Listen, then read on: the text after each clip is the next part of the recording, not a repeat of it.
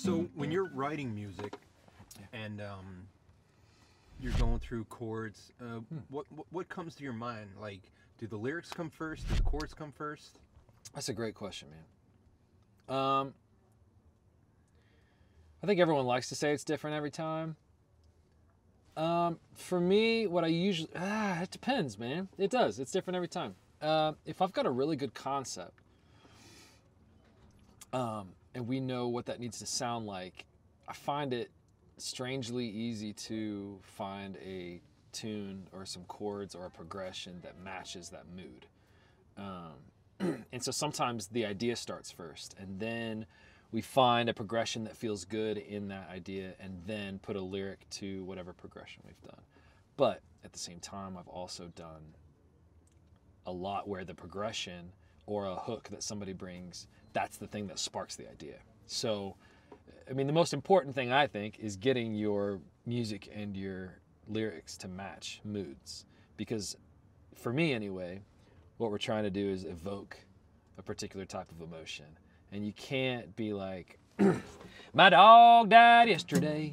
It was really fun for me. You're not going to do that. So I'm trying to like match. If it's sentimental, I'll slow down. We'll, take a moment, do a little more flowy. But if it's if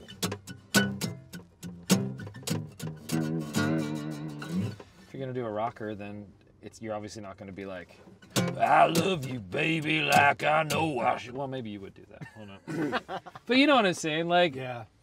So they all kind of come at once. It feels like a rushing wind to me. It's just this.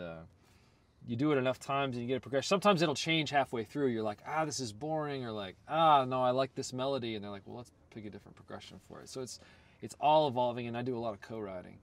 So usually there's enough minds that are musical and intelligent in the room to make these decisions as we're going, and usually they're for the better. And when everybody agrees, yeah, that's better, then we just do it and we run from there. So. Now, are you like a spontaneous writer or like a procrastinator where... Ooh. That's an interesting question too. Personally, I'm a planned writer. I write every day. So when I'm home, I get up at the crack of 10, and I get to somebody's house or a publishing house in about 11 o'clock is usually when I start. And then we'll write till about 2 or 3. We'll skip lunch or eat a late lunch afterwards. And big breakfast is important. And then that's it. I mean, it only takes about 3 or 4 hours now to rock a song. And so, I don't know, we do probably about five a week. Yeah. Sometimes I write 2 a day. So it just depends, because if the ideas are really flowing, then you might as well hit while the iron's hot. When I first started as an artist, I only wrote when I was inspired. I think that's how it starts for most people. But then when you started hearing some of these just monster songs, you're like, how do they do that? And you're like, well, because they do it all the time. And being in Nashville, that really gave me the training, the background that I needed to consider, maybe instead of waiting for inspiration and then doing the craft, maybe it's more important to do the craft, and then the inspiration will come. And I've found as I go that usually happens. If there's something about a melody or an idea or a chord progression or a hook from somebody in the room that you're just like, this means a lot to me right now, and you can go there immediately. It's like a muscle or like a well-worn path, right? So the wider it gets, the more times you go down it. And I think I'm a super emotional guy, and so when somebody comes up with a really great fun idea, then that's cool, and I'm on that. If somebody comes with a really sad idea, like, I will just go so sad. I want to serve an emotion really well, and I don't think there's any reason to hold back.